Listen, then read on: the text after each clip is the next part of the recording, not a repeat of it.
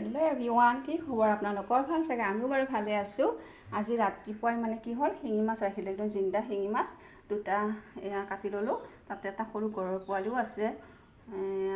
তাৰপিছতে এই মাছখিনি কিহেৰে বনাম? ইমান ধুনীয়া মাছ যেতিয়া বাৰীত সোমালোঁ, বাৰীৰ পৰা এয়া চাওঁ ইমান ধুনীয়া এয়া মানিমুনি পাত, এয়া ভেদাইলতাৰ পাত, তাৰপিছত আমাৰ বাৰীতে দুই এপাত পালেং শাকো পালোঁ, সেইখিনিও আনিলোঁ, নৰসিংহৰ পাত আৰু দুই এটা এয়া মধুসোলনৰ পাতো আছে। এই গোটেইখিনি ধুনীয়াকৈ চিঙি আনি ধুই পখালি ল'লোঁ। আৰু ইয়াৰ বনাবৰ কাৰণে সকলো জানেই, তথাপিও মই দেখুৱালে কিয়, সদায় মানে এনেকুৱা আমাৰ বাৰী ঘৰত হোৱা এই পাতবোৰেৰে আঞ্জা বনাব লাগে, তেতিয়া দেহৰ কাৰণে উপকাৰী হয়, খায়ো ভাল লাগে, ল'ৰা ছোৱালীও ভাল পায়। আমাৰ কিন্তু ল'ৰা দুটাই খাই খুব ভাল পায়। আৰু ইয়াৰ কাৰণে মই ল'লোঁ পিঁয়াজ, আদা, নহৰু, শুকান জলকীয়া, কেঁচা জলকীয়া। তাৰপিছতে এখন ভাজি লাগিব। এই ভাজিখনো আজি মই একদম ঘৰৰ মানে কল পচলা, এই পচলাটো বিহুতে খোৱা, তাৰপিছত বিহুৰ পিছত আৰু এটা ভীমকলৰ এনেকৈ পচলা কাটি খাইছিলোঁ, কিন্তু আজি আকৌ এটা কাটিলোঁ। কাটি এইডোখৰ একদম তলৰ কোমল লৈছোঁ, সেইখিনিও মই একদম মাজৰখিনি উলিয়াই ভাজিম। গতিকে এইখিনি অকণমান মিহিৰে বটিৰে কাটিব লাগিব, মই কটাৰীৰে কাটিব নোৱাৰোঁ, বটিৰে ধুনীয়াকৈ কাটি ল'ম। প্ৰথমতে মই আঞ্জাখন বনাই লওঁ, তাৰপিছত ভাজিখন বনাম।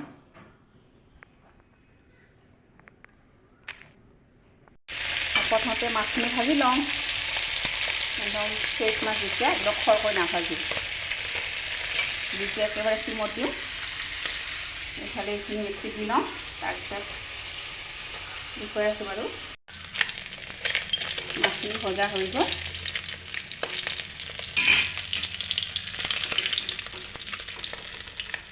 ৰঙাকৈ ভজা নাই, খৰযোৱাকৈ।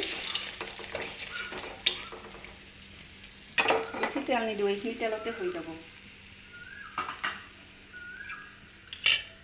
এয়া এটা মাত্ৰ আলু সিদ্ধ কৰি লৈছোঁ, আৰু এইখিনি কঁঠালৰ গুটি, এইখিনিও মই অকণমান বাকলি এৰিয়াই সৰু সৰুকৈ কাটি আলুটোৰ লগত সিদ্ধ কৰি লৈছোঁ।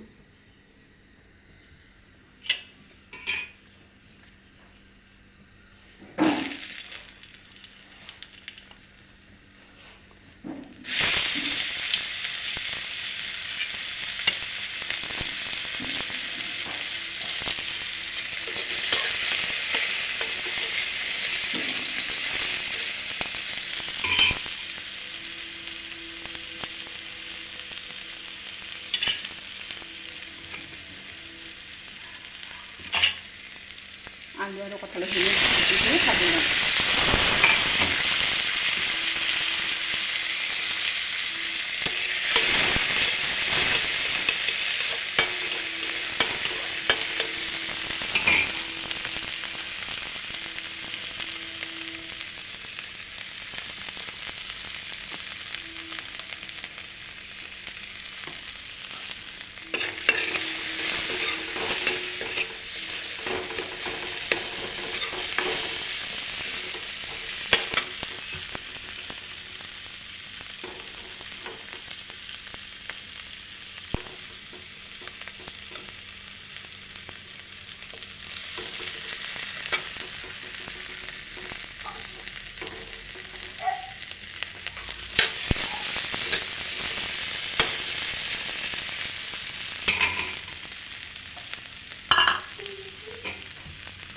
এইখিনি বঢ়িয়াকৈ বটি আনিছোঁ, এইখিনি অকণ ভাজি ল'লোঁ, আৰু এইখিনি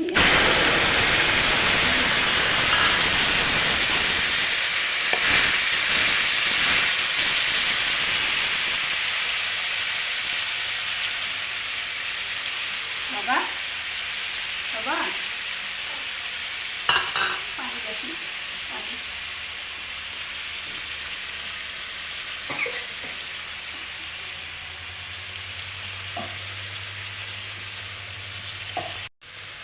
পানী দিওঁ অলপমান, আৰু অকণমান হালধি লাগিব, নিমখো অকণমান লাগিব, কম কমকৈ দিছিলোঁ।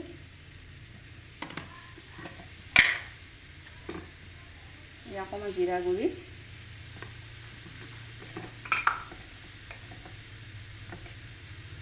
অকণমান ধনিয়া গুড়ি, হৈ গ'ল।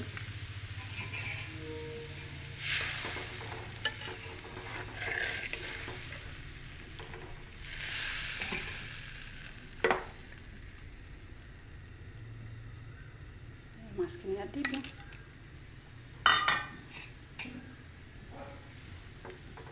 জলকীয়া মই পিছতে একেলগে দি দিলোঁ, তথাপিতো আৰু এটা দি দিওঁ বাৰু, একো নাই, মাত্ৰ ঢাকনিখন লগাই দিওঁ, দিলে আঞ্জা হৈ যাব 5 মিনিটমান পিছত। আঞ্জা হৈ গ'ল। আমি ৰান্ধনি যেতিয়া জানো আৰু এটা আন্দাজত কিমান সময়ত হয়। ইমান ধুনীয়াকৈ উতলি আছে আৰু ঢাকনিখন গুচাই দিওঁতে এটা বৰ ধুনীয়া গোন্ধ নাকত লাগিছে। আৰু আঞ্জা যেতিয়া উতলি এনেকৈ কাষত লাগি যায় কেৰাহী, তেতিয়া গম পাব যে আঞ্জা হৈ গ'ল। ইমান ধুনীয়া গোন্ধ আহিছে। আৰু এতিয়া আপোনালোকে এনেকৈ বনাই খাব। কিছুমানে ধৰি লওক পাতবিলাক উঠাই আনিবৰ কাৰণে অলপ এলাহ কৰে বা ইচ্ছা নকৰে, নহ'ব দে বেলেগে দিয়ে বনাম বুলি কৈ থয়, কিন্তু নহয়, এইখিনি যতনাই বনাব, তেতিয়া আঞ্জাখনো সোৱাদ লগা হয় আৰু দেহৰ কাৰণেও উপকাৰ। গতিকে আজিলৈ মই আঞ্জাখন হৈ গ'ল, এতিয়া গেছ অফ কৰি দিলোঁ। তাৰপিছত অকণমান ঠাণ্ডা হ'লে বাতি এটাত কাঢ়ি দিওঁ। কল পচলাখিনি মই বৰ ধুনীয়াকৈ বঠিতে কাটি লৈছোঁ, মই কটাৰী কাটিব নোৱাৰোঁ। তাৰপিছতে কাটাৰ পিছত অকণমান নিমখ দি এনেকৈ ধুনীয়াকৈ মাখি লৈছোঁ। তাৰপিছত ইয়াৰ কাৰণে বেলেগ একো নালাগে, পিঁয়াজ, শুকান জলকীয়া, নহৰু 2 ফুটামান, এইখিনি আৰু মানে কল পচলাখিনি খাৰ দি বনাম, হালধিও নালাগে। এয়াই একদম চিম্পুল আৰু আমাৰ শৰীৰৰ কাৰণে খুবেই উপকাৰী। সকলোৱে জানে আৰু কল পচলা কিমান উপকাৰী।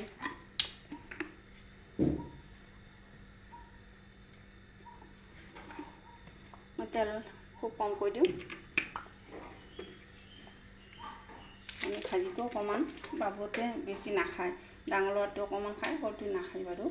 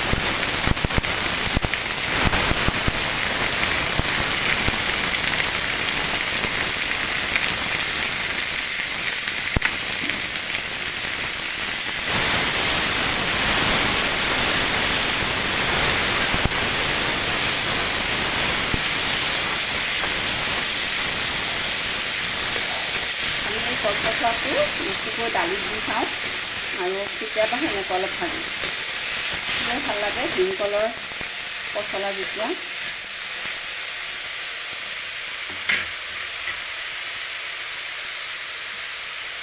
মই নিমখ অকণমান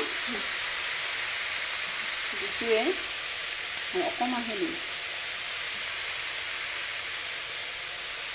সদায় কল পচলা নিমখ অলপ কম লাগে, কাৰণ তাত খাদ্যটো বেছি থাকেই।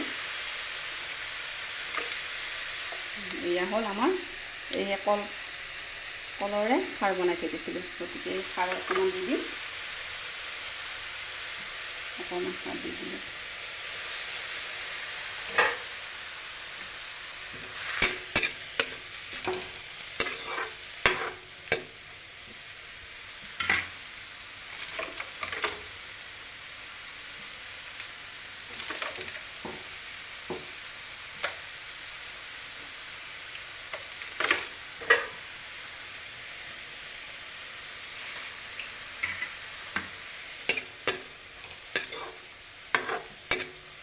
নামি হ'ল পচলা খাৰ। ইয়াত হালধি নালাগে, কাৰণ খাৰ দিলোঁ যেতিয়া। সোৱাদ উঠিবৰ কাৰণে অকণমান জিৰা গুড়ি, আৰু অকণমান ধনিয়া গুড়ি।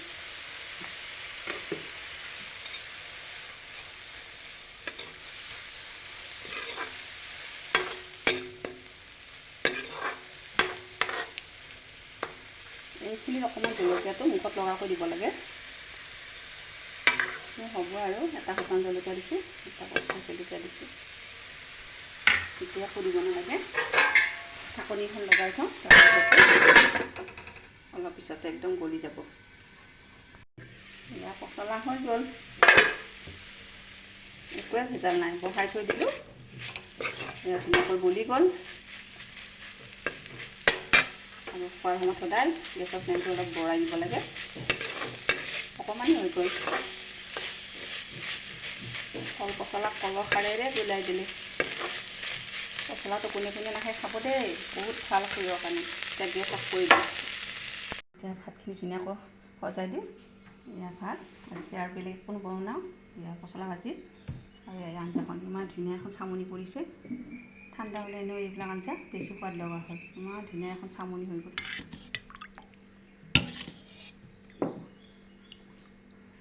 এয়া কঁঠালৰ গুটি দিছিলোঁ নহয়।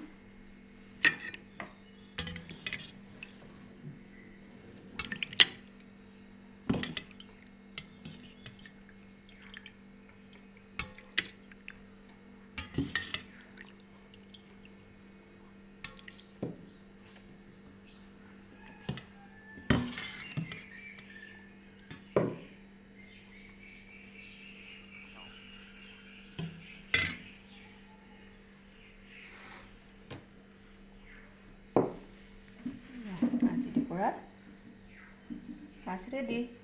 ইমান চিম্পুল, ঘৰতে পোৱা বস্তু আৰু খুবেই ভাল লগা আৰু দেহৰ কাৰণে উপকাৰী। গতিকে আজিলৈ মই ভিডিঅ'টো ইমানতে সামৰিলোঁ।